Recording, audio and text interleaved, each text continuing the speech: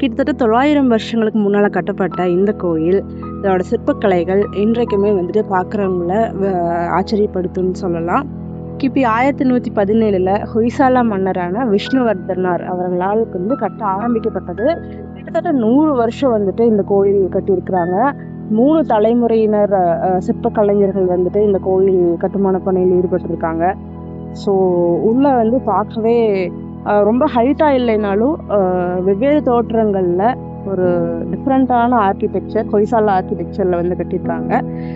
தமிழ்நாட்டிலேருந்து போகிறவங்களுக்கெல்லாம் பார்த்தீங்கன்னா ஹைட்டாக கோபுரம் பார்த்துட்டு இது ரொம்ப பார்க்கவே டிஃப்ரெண்ட்டாக இருக்கும்.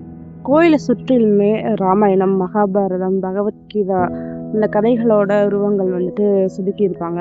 கலை, இலக்கியம், நாடகம் ஸோ அது மாதிரி எல்லாமே தத்ரூபமாக செதுக்கியிருக்கிறாங்க. ஸோ அந்த காலத்தில் எப்படி இவ்வளோ நுணுக்கமாக எல்லா சிற்பக்கலைகளும் பண்ணினாங்க அப்படிங்கிறது நினச்சி பார்த்தா கண்டிப்பாக ஆச்சரியமாக தான் இருக்கும். இது கர்நாடகாவில் பேலூரில் இருக்க சென்னகேசவா கோயில். சிக்மங்களூர் போகிறப்போ கண்டிப்பாக இது விசிட் பண்ணுங்கள்.